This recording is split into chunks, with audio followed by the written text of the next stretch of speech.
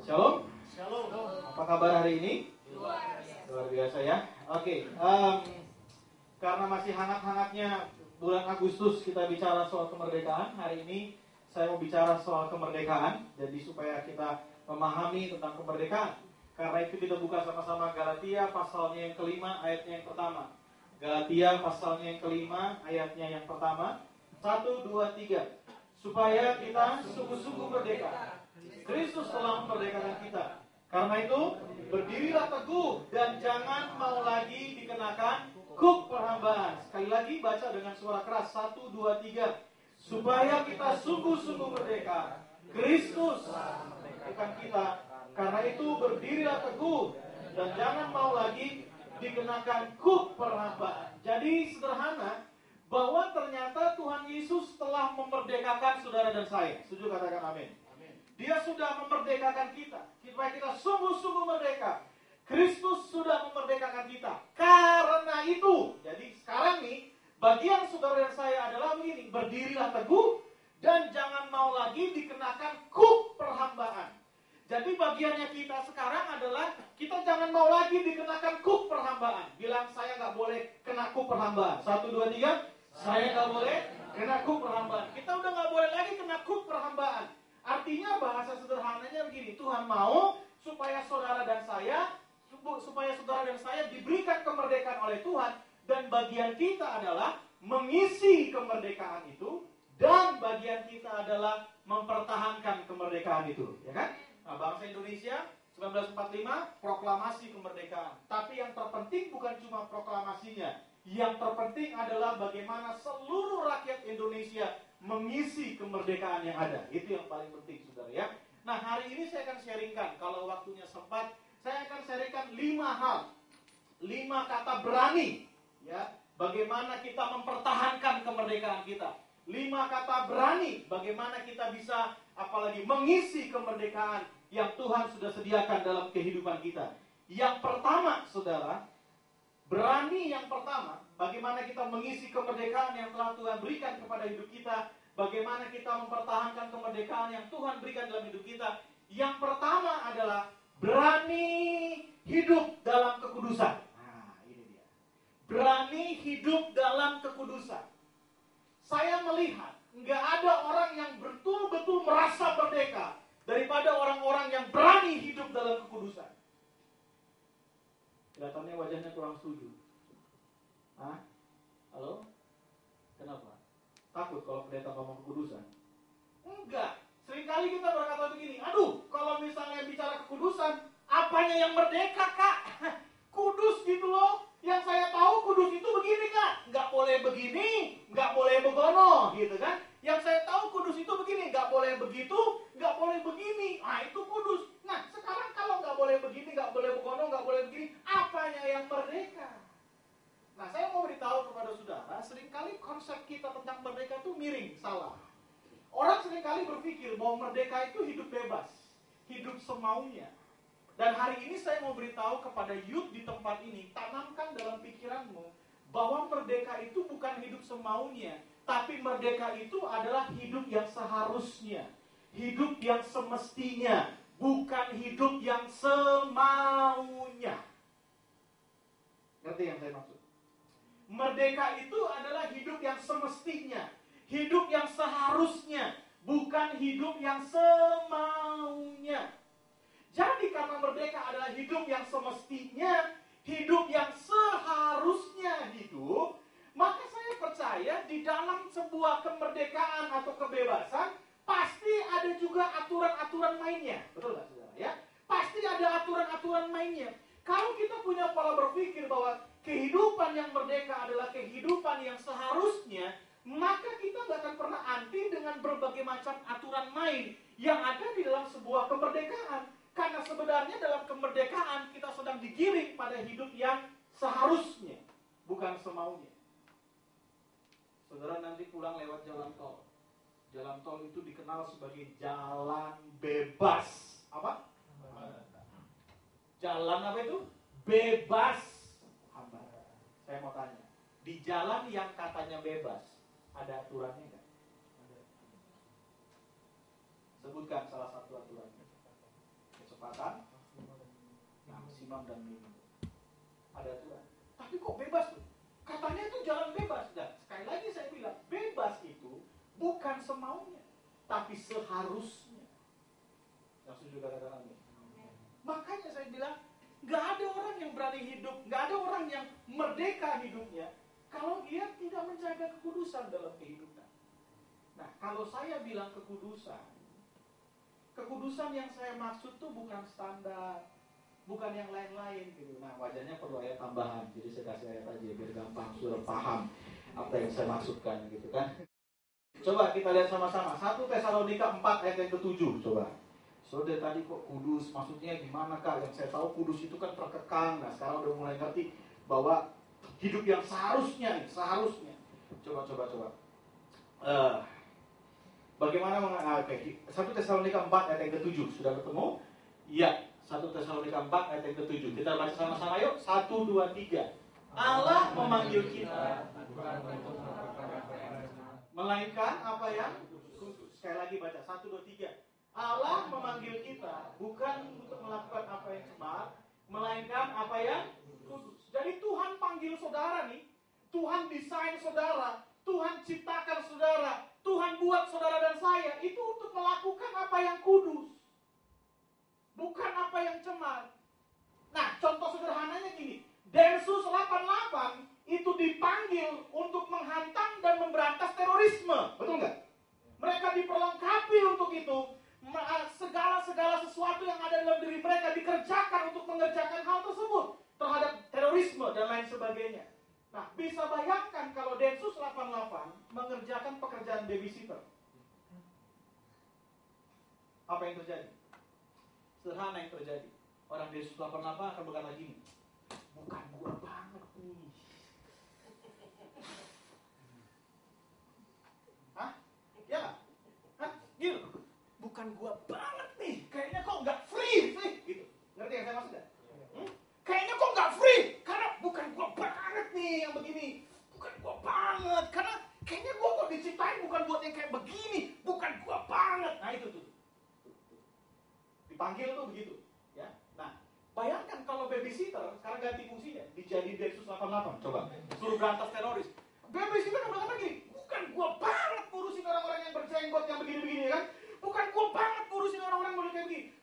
Saya tuh enjoy banget hidup saya kalau ketemu anak-anak. Nah itu dia. Ngerti yang saya maksud ya? Babysitter kalau nggak, gue itu akan enjoy banget hidup gue. Gue itu akan merasa gini, gue banget hidupnya kalau gue tuh ketemu anak-anak. Nah gitu. Nah artinya gini, saudara tuh dipanggil untuk mengerjakan hal yang kudus. Jadi kapan saudara nggak mengerjakan hal yang kudus? Sederhana. Dalam dirimu akan berkata begini sebenarnya. Bukan gue nih. Bukan gue. Bukan gue. Saya alami dalam kehidupan di anak-anak muda. Semasa saya hidup yang saya tahu begini, karena kita dipanggil bukan untuk mengerjakan hal-hal yang cemar. Waktu kita mengerjakan hal yang cemar, cek hati nuranimu, pasti begini. Duk, betul nggak? Duk. Takut, tersembunyi, nggak berani terbuka, betul nggak sih saudara? Ya kan? Itu yang kita kerjakan. Tapi waktu kita mengerjakan hal-hal suci, hal-hal yang mulia, kayaknya muncul dia gitu. Kayaknya merdeka banget orangnya gitu. Ngerti yang saya maksud nggak? Jadi kesimpulannya gini teman-teman, gini. Kekudusan itu nggak cuma hubungannya antara sorga dan neraka, bumi dan sorga, bukan. Seringkali kita berpikir gini, kenapa kamu harus hidup kudus? Supaya saya mati masuk sorga. Bukan ke situ, bukan hanya itu. Terlalu jauh kita berpikir kalau kita berpikir soal itu. Sederhananya gini aja. Kenapa kita harus kudus di dunia ini? Supaya hidupmu maksimal. Itu aja. Ngerti yang saya maksud gak? Supaya hidup kita tuh maksimal gitu. Karena kita dipanggil itu untuk melakukan hal yang kudus, bukan apa yang cemar gitu. Jadi supaya kita, contohnya gini aja deh. Kalau saudara ketemu ikan itu ditaruh di daratan. Bek! Bergerak nggak? Bergerak itu kan. Gedebek. Tapi dia bergerak untuk mempertahankan kehidupan. Betul nggak? Ya. Lempar dia ke air. Jas! Ikan bergerak. Dan ikan berkata gini. Ini baru gua. Tuh, betul nggak? Sebenarnya sama kita juga. Waktu kita melakukan apa yang cemar, aduh, nggak enak hidup. Betul nggak sih? Nggak ada orang yang bangga gini. Men, bangga banget gua. Kenapa lu? Habis berzina hari ini. Keren banget kan? Nggak ada yang bangga begitu. Hampir semua orang buat dosa diam, betul nggak? Hampir semua orang buat dosa tertutup, betul nggak? Kalau semua dalam hidup kita tertutup, kita sembunyikan, bagaimana yang Tuhan simpan dalam diri kita ini bisa keluar? Makanya dari dulu saya suka ngomong sama generasi muda, kalau kita ngomong kekudusan, bukan cuma ngomong soal sorga, neraka, dan lain-lain, tapi itu sangat mempengaruhi potensi, kemaksimalan, kapasitas yang Tuhan sudah tanam dalam hidupmu. Itu nggak pernah bisa keluar kalau kita keluar dari kekudusan. Kenapa? Karena itu bukan atmosfernya kita. Kita dipanggil untuk mengerjakan apa yang suci. Makanya saya bilang, gak ada orang yang merdeka dan merasa gua banget kalau dia gak hidup dalam kekudusan. Nah, kekudusan yang saya maksud, itu kekudusan bukan aksesoris. Saudara harus tinggalkan cara berpikir bahwa kekudusan itu aksesoris. Kekudusan itu bukan berarti begini, rambutnya putih, jasnya putih, sepatunya putih, bajunya putih, semuanya putih. Nah, karena dia semuanya putih-putih, wah ini keren, ini kudus nih. Kekudusan itu bukan apa yang tampak dari luar, saudara. Bukan. Kekudusan itu bukan bicara gini, wah ini pendeta ngomongnya gak kudus. Yang kudus itu gimana? Yang kudus itu gini. Saudara-saudara yang dikasih oleh Tuhan, ketahuilah bahwa Tuhan semakin berwibawa, seringkali kita berkata gini, ini kudus gitu. Wah, pemusik yang mainnya musiknya wah ini gak kudus nih. Yang kudus gimana? Nah, ini kudus. Yang begitu gak kudus. Kekudusan jangan dilihat dari area itu. Bukan. Kekudusan bukan begitu, saudara. Kekudusan juga bukan semua yang tampak dari luar. Kekudusan bukan itu. Nah, seringkali kita gambarkan kekudusan selalu begitu, gitu. Kekudusan bukan cara berbicara. Halo? Kekudusan itu bukan cara berbicara, tapi bobot apa yang dia perkatakan. Itu kekudusan. Kita tuh seringkali gitu, menghakimi orang karena cara bicaranya. Aduh, cablak banget nih orang, gak jaga kekudusan. Bukan, lalu selalu berpikir kalau orangnya, Shalom. Apa kabar hari ini? Tuhan baikkah sama kita? Itu kudus? Kekudusan jangan dilihat dari cara berbicara, tapi bobot apa yang dia perkatakan. Ada orang yang ngomongnya kudus, tapi gaya bicaranya ya rada-rada urakan dikit, tapi bobotnya kudus gitu. Ngerti yang saya maksudnya? Jadi jangan berpikir kekudusan hal-hal yang kayak begitu. Jangan. Kita udah salah kaprah kita berpikir kekudusan hal-hal yang begitu.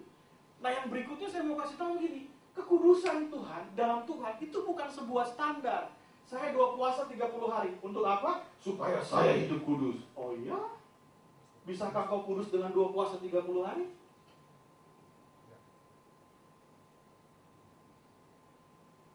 Kekudusan bukan standar.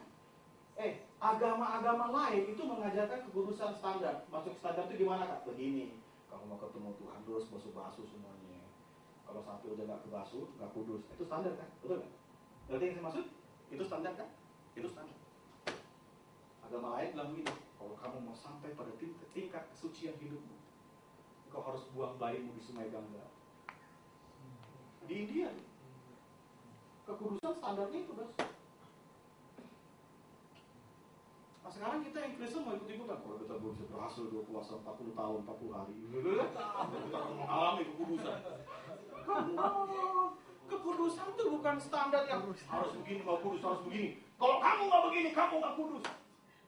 Sekian lama kita dihakimi. Sekian lama kita mengalami yang namanya ketidakmerdekaan di dalam roh. Sekian lama kita cuma bicara soal asumsi, bukan bicara soal kebenaran. Karena seringkali orang mengajarkan bahwa kekudusan itu sebuah standar. Kekudusan bukan standar. Kekudusan itu begini, saudara. Karena saudara bergaul dengan Allah yang kudus. Kekudusan itu sifatnya Tuhan kan. Sifat-sifatnya Tuhan itu terimpartasi dalam hidupmu. Jadi gini, saya kasih contoh. Misalnya gini, sederhana aja. Kalau misalnya gini, saudara, saya akan bau kembang kalau saya bergaul dengan tukang bunga gitu. Saya akan bau amis nih kalau saya bergaul dengan tukang ikan. Itu dengan sendirinya. Ya wajahnya perlu contoh tambahan lebih dalam lagi. Saya senang supaya saudara paham, nempel di kepala saudara kalau perlu kan. Nih gini. Saya pelajari. Ketahuilah bahwa kekristenan, Yesus Kristus selalu ajarkan kita, itu hubungan kita dengan Tuhan digambarkan seperti hubungan suami istri. Nah, impartasi sifat itu kayak impartasi suami istri. Nah, saya sudah menikah kan. Jadi gini, saya mulai pelajari. Saya itu dulu kalau makan mie ayam, itu harus kuahnya itu diguyur sama mie-nya. Dan baksonya di atas ya. Kalau saya mie ayam, pakai bakso Pak, pakai bakso. Itu kuah bakso, saya guyur. Berat. Hajar saus. Sambal, pas. Hajar, makan. Yang lapar bergumul kan. Makan. Kan gitu. Istri saya, sejak kita pacaran, menikah sekian tahun, dia punya kebiasaan gini, kalau makan mie ayam, mie-nya kering. Kuahnya itu disandokin dari luar. Ini kering, makan, nah, ya polanya begitu. Entah nggak tahu juntrungannya dari mana, kejadian-kejadian apa, saya juga nggak paham, nggak ngerti. Lama-lama begini, kok saya jadi ngikut-ngikutan pola makannya istri saya. Jadi ngikut gitu aja. Lama-lama saya mulai makan mie-nya nggak pakai kuah. Lama-lama saya ngikut seperti yang istri saya kerjakan. Ada beberapa hal yang kita juga tukeran gitu loh. Kadang-kadang dia jadi ngikut saya jadi, itu bisa bergeser begitu aja tanpa saya sadari. Kenapa sih? Karena kan saya bergaul dengan dia, betul nggak? Nah, maksud saya itu begini, saudara itu gini, dengan pergaulan saudara dengan Tuhan, itu kalau ketika kekudusan Tuhan melingkupi saudara, lama-lama bisa-bisa saudara jadi kayak gini. Kok gue jadi nggak doyan sama begitu tuh? Apa yang Tuhan nggak doyan, saudara jadi nggak doyan dengan sendirinya. Kok gue jadi nggak pengen sama kayak gitu, nggak tahu kenapa ya, nggak pengen aja. Gitu. Jadi sifat itu, kekudusan itu nyata dalam hidup kita. Jadi kuncinya hidup dalam kesucian sederhana, bergaullah karib dengan Tuhan gitu. Maka kita akan mengalami yang namanya kesucian. Makanya kita akan mengalami yang namanya kekudusan. Kita akan mengalami yang namanya kemerdekaan di dalam Kristus. Amin, saudara. Ya. Jadi beranilah untuk hidup dalam kekudusan. Karena ketika hidup dalam kekudusan, kita akan mengalami yang namanya kemerdekaan di dalam Tuhan. Merdeka banget hidup kita. Gak tertuduh, gak terintimidasi. Kan enak. Coba, saya suka lihat kalau di kebaktian anak muda. Anak-anak muda yang merdeka ketemu Tuhan lain loh. Tapi ada anak muda yang tertuduh ketemu Tuhan juga banyak. Ayo saudara pandang wajah Bapak kita. Dia malah dulu. Disuruh pandang dia gak mau pandang. Karena hatinya penuh dengan berbagai macam pergumulan. Bukan beban hidup. Kadang-kadang dia ingat dosa yang kemarin. Betul gak? Dia ingat dosa yang seminggu yang lalu. Dia ingat dosa yang bulan lalu. Kayaknya mau masuk hadirat Tuhan susah banget sih. Nah, satu cara yang luar biasa yang Tuhan kerjakan pada kita, berani masuk hadirat Tuhan. Percaya bahwa darah Yesus telah menguduskan kita. Amin. Darah Yesus telah menyucikan setiap kita. Dan saya gak mengajarkan saudara jadi gampang berbuat dosa. Enggak. Maksud saya gini, manusia kita ini sebagai orang Kristen kan masih bisa jatuh dalam dosa, betul nggak? Saya fair-fairan aja. Pendeta sekalipun seperti saya ini masih bisa jatuh dalam dosa. Kalau ada pendeta yang ngomong, saya hidupnya udah gak pernah berdosa, wah hebat banget ya. Itu benar-benar 1 senti di bawah malaikat yang kayak begitu. Kita nih masih bisa jatuh dalam dosa. Tapi kita nggak boleh tinggal atau hidup di dalam dosa. Jangan pernah hidup di dalam dosa. Waktu kita kepleset dan jatuh, kita sadar, weh, ini bukan habitat saya kayak begini. Ganti langsung, masuk kembali pada hadirat Tuhan. Masuk pada hadiratnya. Itu habitat kita sesungguhnya di situ. Tapi jangan tinggal di dalam dosa. Jangan betah di dalam dosa. Kita harus masuk lebih lagi. Jadi yang pertama, berani dalam kekudusan. Yang kedua, supaya kita merdeka, alami kemerdekaan di dalam Kristus. Yohanes 8 ayat 32. Yang pertama, hidup dalam kekudusan. Yang kedua, Yohanes 8 ayat 32. Udah ada di depan. Saya akan bacakan. Kamu akan mengetahui kebenaran, dan kebenaran itu akan apa? Memerdekakan kamu. Jadi poin yang kedua, kalau kita mau betul-betul merdeka dalam kehidupan, simple. Kita harus berani untuk mengetahui kebenaran. Beranilah untuk mengetahui kebenaran. Biar kebenaran itu yang memerdekakan hidup kita. Nah, seringkali kita berkata begini, udahlah saya jadi orang Kristen gak usah banyak tahu. Kenapa sih? Kalau saya banyak tahu, tak saya dituntut lebih banyak, kira-kira gitu kan. Jadi saya gak usah banyak tahu aja. Nah, ini gak berani. Harusnya kita berpikir begini, karena saya banyak tahu kebenaran, semakin saya banyak tahu kebenaran, maka semakin banyak area dalam hidup saya yang dimerdekakan. Kan gitu. Berani ketahui kebenaran. Dan biar kebenaran-kebenaran itu yang akan memerdekakan hidup kita. Seringkali kita nggak mau mengetahui kebenaran. Hosea 4 ayat yang ke-6 berkata, umatku binasa karena tidak mengenal Allah. Karena tidak mengenal Allah. Terjemahan lain dikatakan, karena tidak mengetahui tentang Tuhan. Nggak ditulis ya. Umatku binasa karena kurang berdoa. Kayaknya wajahnya nggak suka masa ini. Umatku binasa karena tidak sungguh-sungguh dalam menyembah Tuhan. Kalau malam bekerja pastikan saya keluar dengan aman dari ruangan ini ya. Berbahaya yang saya sampaikan. Betul gak sih? Kita kan dilatih tuh doa ini aja di dalam hidup kita sebagai orang Kristen. Doa itu sungguh-sungguh. Pujian penyembahan sungguh-sungguh. Kalau perlu lu lompat sampai tembus tuh plafon. Yes. Loh, saya bukannya nggak setuju dengan pujian penyembahan. Woi, kita dulu sampai hari ini saya menyembah Tuhan. Tapi jangan berhenti sampai di situ. Itu maksud saya. Yang kedua gini, saya bukan gak setuju dengan doa, setuju banget.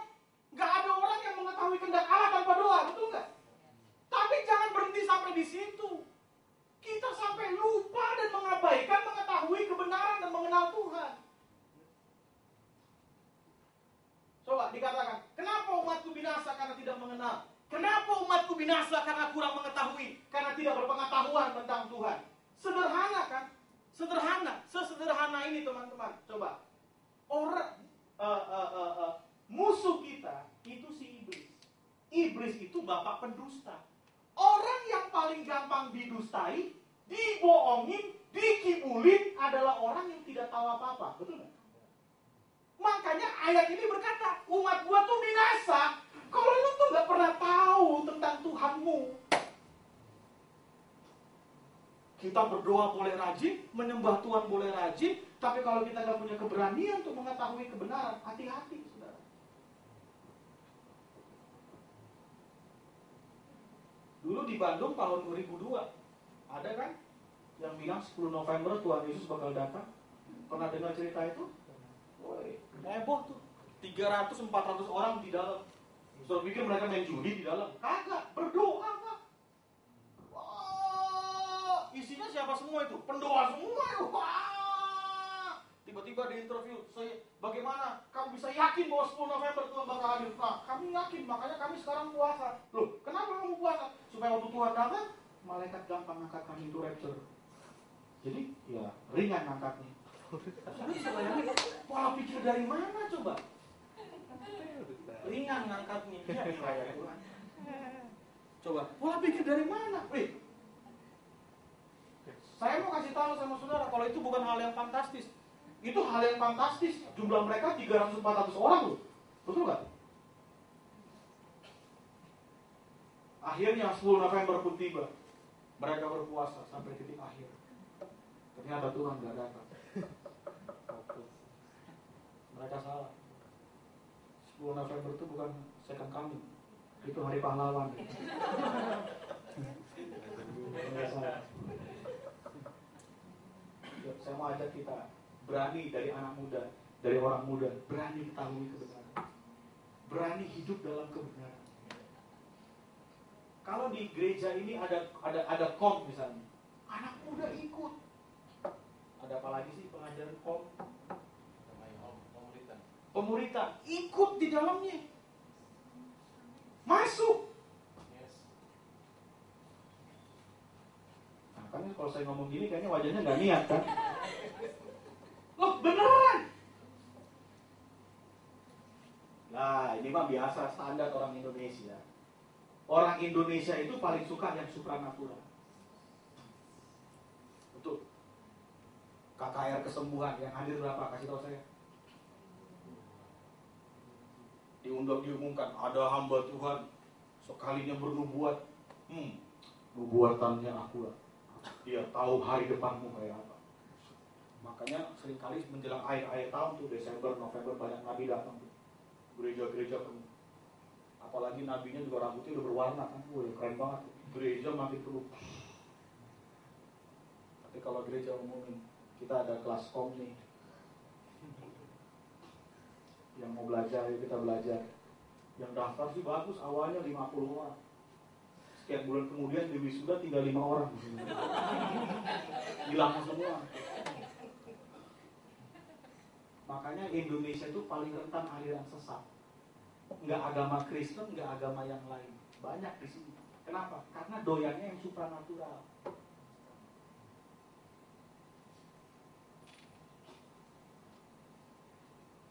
Pendeta yang laku juga yang supranatural terus. Kadang-kadang supranatural juga nggak bekerja, dikerja-kerjain sama dia. Laku tuh yang kayak begitu. Tapi yang bicara kebenaran, orang pikir,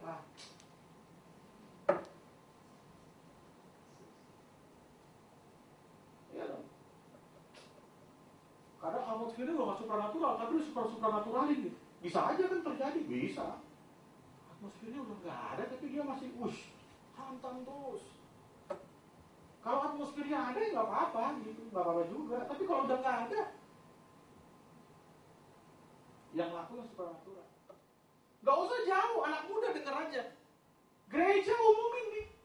Saudara, yang mau menikah, kita ada bimbingan pranikah. 10 kali pertemuan.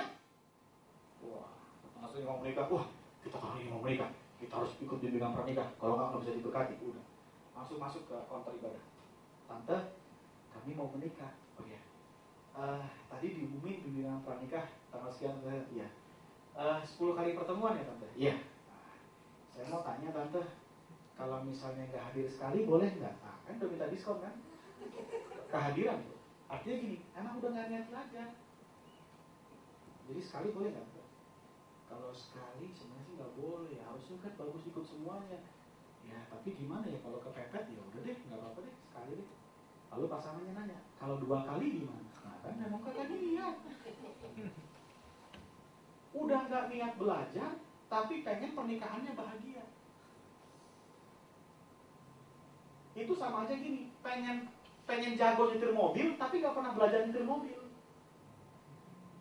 Itu kayak ngumpul angin kita. Halo? Pengen pacarannya jago, tapi nggak pernah berani untuk ya itu ikut seminar, apa itu nggak berani.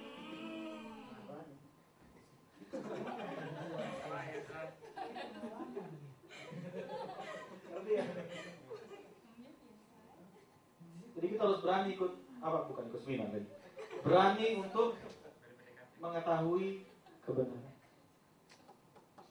Dan biar kebenaran itu yang memerdekakan kamu. Kalau kita pacaran gak usah lapor-lapor sama kakak pembina. Kenapa? Esek.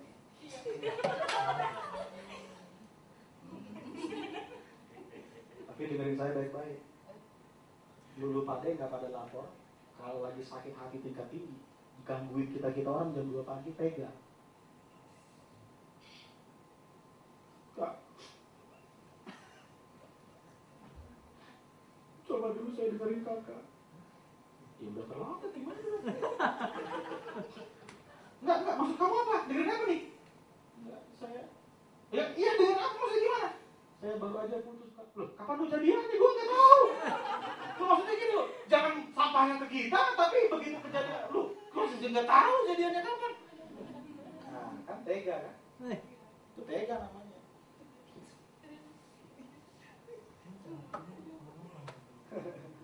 Itu tega namanya. Kalau nggak tega, kalau nggak mau tega itu gitu. Pacaran juga terbuka berani. Kenapa saya tutupin? Saya lagi PDKT nih kak. Sama siapa? Sama itu. Oh, gitu. Terus gimana kan? Ya jalanin aja. Sambil berdoa ya. Itu kan.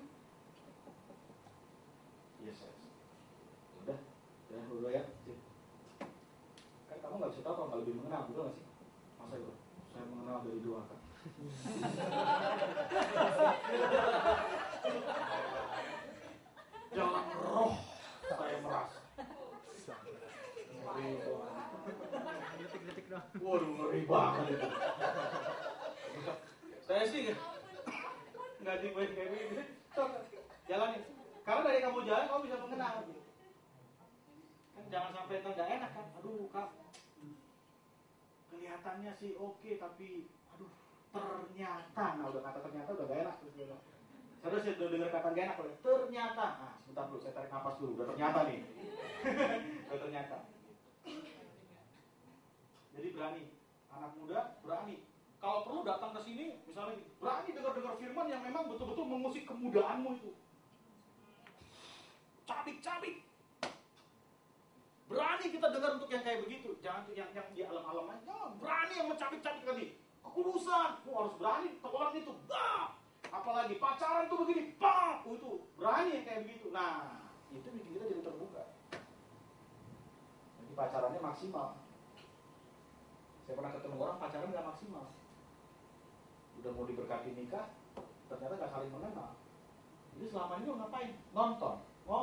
Nonton kan. Terus ya BBM mah. Terus ya gitu deh. Terus tuh besok dalam kondisi yang kayak begini, wow. Saya udah bisa kebayang awal-awal pernikahannya kayak apa.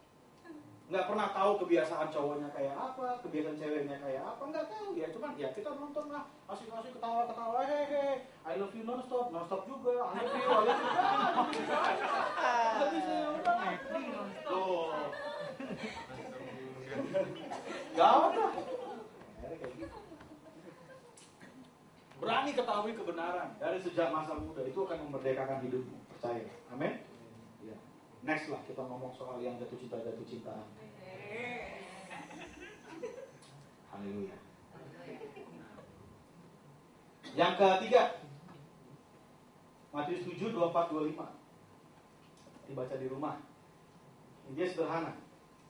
Taruh Kristus sebagai dasar dalam hidup kita. Yang ketiga, poinnya ini, berani menaruh rasa aman dan pengharapan di dalam Kristus. Matius 7 kan berkata, ada rumah yang dibangun di atas pasir, betul nggak? Ada rumah yang dibangun di atas batu. Pasir itu lambang dari segala sesuatu yang mudah berubah. Rumah itu lambang kehidupan. Jadi saya cuma mau kasih tahu sama kita orang muda, jangan bangun hidupmu itu, taruh rasa aman hidupmu pada sesuatu yang mudah berubah. Jangan, kecewa kita nanti. Tapi taruh rasa aman dalam hidupmu pada sesuatu yang gak berubah. Apa itu yang gak berubah? Ya Tuhan. Firman Tuhan berkata, firmannya ya dan amin. Dulu, sekarang, sampai selama-lamanya, Yesus tidak pernah berubah. Kan gitu. Itu gak berubah. Tapi banyak anak muda taruh rasa amannya.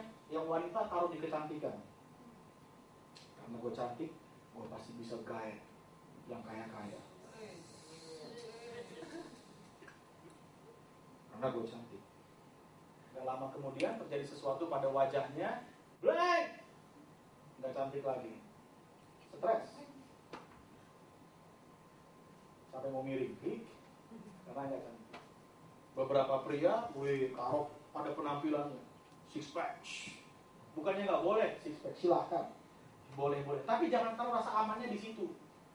Kalau saya six man begini gimana dong? Ya kan? Six pack, taruh rasa amannya. Nah ini bisa berubah nih tubuh. Betul. Saya kan udah menikah 9 tahun. Jadi kemarin saya putar tuh DVD pernikahan saya tuh, cek sama istri. Wih, waktu saya menikah, lagi ganteng-gantengnya tuh. Rambut masih tebal, sekarang udah tipis begini, bayang. 9 tahun tuh bisa berubah.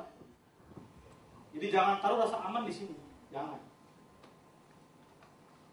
Ada anak muda taruh rasa amannya pada investasi. Emas. Tenang, emas gue banyak. Wish. Tenang, dolar gue banyak. Jangan tenang karena dolar. Dolar bisa naik turun. Tenanglah karena gue bersama Tuhan. Jangan tenang karena emas. Emas bisa naik turun. Beberapa waktu yang lalu, emas bisa turun harganya seperti 2 tahun belakangan. Itu kalau saudara taruh rasa aman di emas, bisa masuk rumah sakit jiwa tuh. Bayangin sekian tahun mundur ke belakang. Jangan taruh rasa aman di situ. Jangan aman karena punya banyak emas, jangan aman karena punya banyak dolar. Jangan aman karena cantik, jangan aman karena jangan taruh rasa amanmu di situ. Apalagi banyak sekarang para wanita taruh rasa amannya di tas mahal. Kalau tasnya mahal kayaknya kok sampai mau ngasih persembahan aja diangkat-angkat begini, bayangin aja tuh. Kita akan memberikan yang terbaik, saudara-saudara. Bayangin tuh, waktu diangkat-angkat gini. Banyak pria taruh rasa amannya pada apa? Pada tunggangannya, pada mobilnya. Kalau naik mobil yang biasa, aduh kayaknya kurang pede. Begitu naik mobil yang, wih, jalan gak napak di bumi, bayangin aja. Tergantung mobilnya. Saya mau bilang jangan taruh rasa aman di situ aja, jangan. Jangan taruh rasa aman di mobil, jangan taruh rasa aman. Ada lagi yang sekarang taruh rasa amannya di gadget, di handphone. Wih, taruh rasa amannya di situ, ya. Wih. Sampai ngangkat handphone aja tuh. Oh iya, kita. Halo, wih, ini gitu dulu ya. Baru waduh. Orang taruh rasa amannya di situ. Jangan taruh rasa aman di situ. Saya lihat di televisi, ada banyak anak-anak muda taruh rasa amannya pada gadget. Tahu yang terjadi? Mereka jual kesucian hidupnya hanya untuk mendapatkan itu. Saya kemarin ketemu anak muda, ketemu dengan saya, pelayan Tuhan, worship leader, kurang apa lagi? Dia nyanyi, wih, atmosfer, malaikat nari-nari dah ibaratnya semuanya. Tapi sharing dan cerita, saya punya utang 70 juta, kartu kredit, gajinya cuma 6 juta, 7 juta. Dia mainin kartu kredit, saya bilang, untuk apa sih mainin kayak begituan? Lah kan saya orang panggung loh Pak. Yang namanya pelayanan kan, masa kita naik motor, masa kita gadgetnya biasa. Saya orang panggung loh Pak.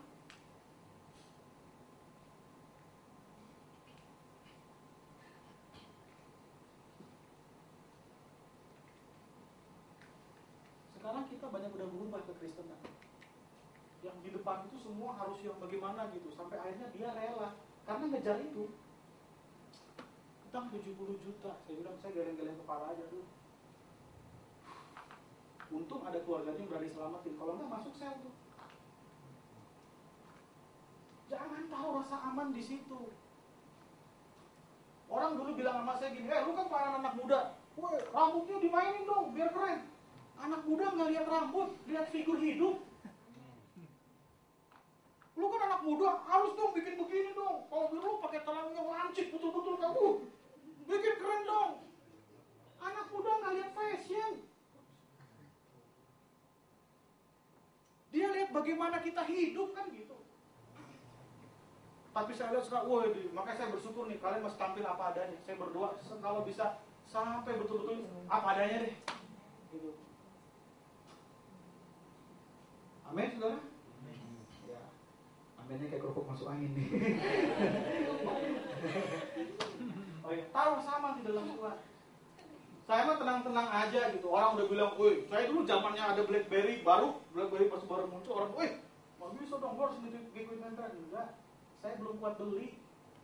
Tahu nggak saudara, BlackBerry pertama saya itu saya setahun nabung. Saya nggak pernah tertuduh dan terintimidasi.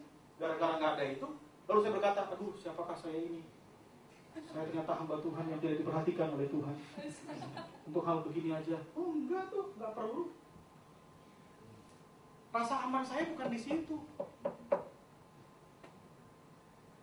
Rasa aman kita taruh pada Tuhan. Amin. Taruh pada Kristus. Artinya gini, kalau saudara rasa aman kita taruh pada Kristus, mau kita punya gadget yang biasa atau yang luar biasa, kita akan tetap tenang-tenang aja gitu. Mau kita punya mobil yang luar biasa ataupun mobil yang biasa, kita tetap aman, tetap merdeka, betul nggak sih? Kan gitu. Next, yang keempat. Yang keempat, Galatia 5 ayat 13. Berani melayani. Nah ini tadi saya udah bilang. Saudara, memang kamu telah dipanggil untuk merdeka, tapi janganlah kamu pergunakan kemerdekaan itu sebagai kesempatan dalam kehidupan dalam dosa. Nah, jangan. Ingat, kemerdekaan ada aturannya. Betul ya? Bukan kehidupan yang semaunya. Melainkan layaknya seorang akan yang lain oleh kasih. Tuhan mau supaya kalau hidup kita mau merdeka, isi kemerdekaanmu dengan melayani. Banyak kita berani kritik yang melayani. Yang WL digambar, yang khotbah digambar. Berani kritik, tapi kita nggak berani terjun dalam pelayanan. Nah, kalau saya bilang pelayanan bukan cuma pelayanan di gereja, bukan. Tapi gini loh, saudara punya hati yang pelayanan gitu. Tahu nggak sih hati pelayanan? Hati pelayanan itu gini, hati yang rela. Betul nggak sih? Pelayanan itu kan rela, saudara. Hati yang rela. Orang yang punya kerelaan yang kuat, hidupnya akan mengalami kemerdekaan. Yang kelima, yang terakhir, sederhana, berani mengampuni. Orang itu akan mengalami kemerdekaan yang luar biasa, baik yang diampuni maupun yang melepaskan pengampunan. Saudara pernah diampuni? Pernah ya? Rasanya gimana? Kayaknya plong banget kan? Blas. Saudara pernah mengampuni? Pernah dong. Rasanya bagaimana? Plong juga. Jadi kalau hidup kita mau betul-betul merdeka, kita harus berani mengampuni. Banyaknya anak muda berkata gitu, saya nggak usah mengampuni dia, biarin aja, biar tau rasa dia gue ngampuni, tau rasa. Wah, ini masalah, saudara. Salahnya kenapa? Pengampunan itu gak ada urusan dengan orang lain, itu urusannya dengan hatimu sendiri. Itu sama aja begini loh. Kalau saudara gak mengampuni itu sama aja gini, saudara yang minum racun lalu berharap orang lain yang mati. Ngerti ya? Kita minum racun gede, lalu berharap orang lain yang mati. Ya enggak lah, kita yang minum racun kita yang mati, betul gak? Jadi jangan berkata gini, biarin dia gak usah gua ampunin, biar dia tahu rasa. Enggak, kamu yang tahu rasa, karena kamu gak mengampuni. Letaknya di situ. Karena pengampunan itu gak ada hubungan dengan orang lain, pribadi sendiri. Jadi kalau kita mau merdeka, kita harus berani mengampuni. Isi kemerdekaanmu, berani hidup dalam kekudusan. Isi kemerdekaanmu, berani mengetahui kebenaran. Isi kemerdekaanmu, taruh rasa amanmu di dalam Kristus. Bukan pada benda, pada apapun yang mudah berubah. Yang keempat, isi rasa amanmu, berani melayani. Yang kelima, isi kemerdekaanmu dengan berani mengampuni. Saya garansi, kalau kalian kerjakan 5 hal ini, maka engkau akan merasakan kehidupan yang betul-betul merdeka. Amin. Di dalam Kristus. Mari kita